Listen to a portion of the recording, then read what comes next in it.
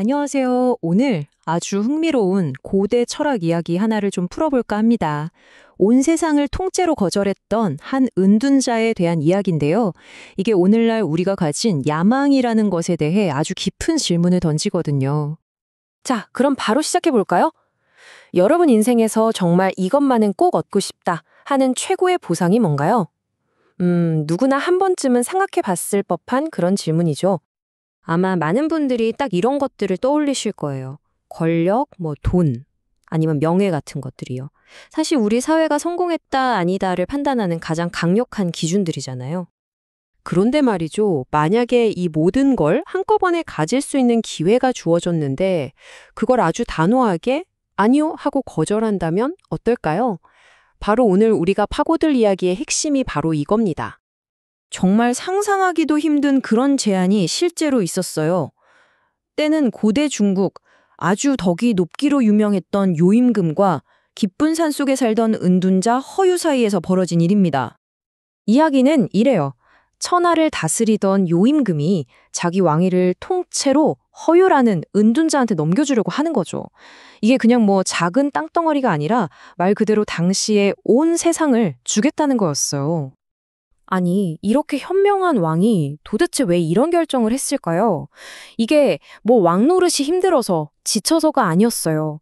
오히려 진짜 위대한 게 뭔지 알아볼 줄 아는 그런 눈을 가졌기 때문이었죠. 요임금이 직접 이렇게 말을 합니다. 아무리 나 자신을 돌아봐도 만족스럽지가 않소. 선생께서 왕이 되시면 천하가 훨씬 더 잘 다스려줄 텐데 말이오. 와, 정말 놀라운 겸손함 아닌가요? 허유가 자기보다 몇 수, 아니 몇십 수 위라고 확실하게 믿었던 거예요. 요임금의 논리가 바로 이겁니다. 아주 시적인 비유를 드는데요. 허유 같은 인물이 있는데 내가 계속 다스리는 건 말이죠. 해가 환하게 떴는데도 횃불을 끄지 않는 것과 같다는 거예요. 또 단비가 쫙 내리고 있는데 굳이 밭에 물을 대는 것과 뭐가 다르냐는 거죠. 한마디로 자기가 하는 건 다 쓸데없는 수고일 뿐이다. 이렇게 본 겁니다. 자, 이제 판을 뒤집어서 허유 쪽으로 한번 가보죠.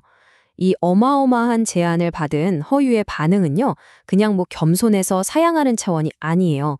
이건 아주 근본적인 심오한 철학적 선택이었습니다.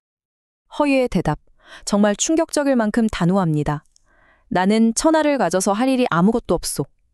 이 짧은 한 문장에 사실 그의 철학이 전부 다 녹아있다고 봐도 될 정도예요.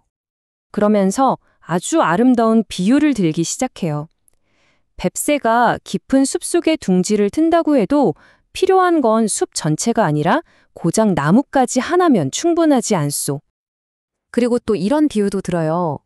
두더지가 저 큰 강에서 물을 마신다고 해도 그저 자기 배 하나 채울 만큼이면 족하지 강 전체가 다 필요한 건 아니잖소?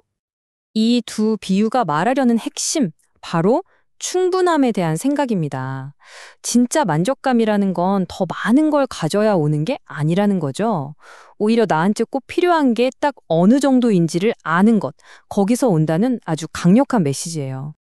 그럼 허유는 도대체 왜 이렇게 생각하게 된 걸까요? 그의 철학을 좀 더 깊이 이해하려면 그가 실틀과 명예를 어떻게 받는지 이걸 꼭 알아야 합니다. 허유가 보는 세상은 딱 두 가지로 나뉩니다. 하나는 실질, 그러니까 이게 진짜 내 모습, 나의 본질 같은 거고요. 다른 하나는 명예인데 이건 그냥 본질에 잠시 머물다가는 손님 같은 껍데기일 뿐이라고 생각했어요. 이 말이 정말 핵심을 찌릅니다. 명예는 실질의 손님일 뿐인데 나더러 그까지 손님이 되란 말이요. 허유한테 황제라는 이름, 그 명예는요, 자기 자신의 진짜 모습을 가려버리는 그냥 거추장스러운 손님에 불과했던 겁니다. 자, 허유 철학의 마지막 퍼즐 조각입니다. 바로 무의의 지혜인데요.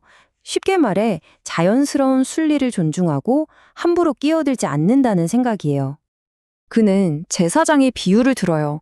제사에 쓸 음식을 만드는 요리사, 즉 숙수가 음식을 좀 망쳤다고 칩시다. 그렇다고 해서 제사를 주관하는 제사장, 시축이 제기들을 막 뛰어넘어서 주방으로 달려가진 않는다는 거죠. 왜냐? 각자의 역할과 자리가 있으니까요.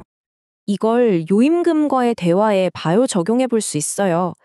지금 요임금이 이미 나라를 충분히 잘 다스리고 있잖아요. 그런데 내가 거기에 끼어드는 건 마치 제사장이 요리사 일을 뺏는 것처럼 자연스러운 질서를 무너뜨리는 월권행위라는 겁니다. 자, 그럼 허유의 지혜를 한번 정리해 볼까요? 첫째, 남의 평가에 얽매이지 않는 초월적인 자유. 둘째, 꼭 필요한 최소한의 것으로 만족하는 완전한 자족감. 셋째, 텅 빈 이름보다는 진짜 나를 중요하게 여기는 실질주의. 그리고 마지막으로 함부로 개입하지 않고 질서를 존중하는 지혜. 바로 이겁니다. 이 수천 년 전의 이야기가 끊임없이 더를 외치는 지금 우리에게 정말 많은 걸 생각하게 만들죠. 여러분의 삶에서 온 세상이 아니라 나에게 꼭 필요한 그 나뭇가지 하나는 과연 무엇일까요? 이 질문을 한번 곱씹어보는 것도 좋을 것 같습니다.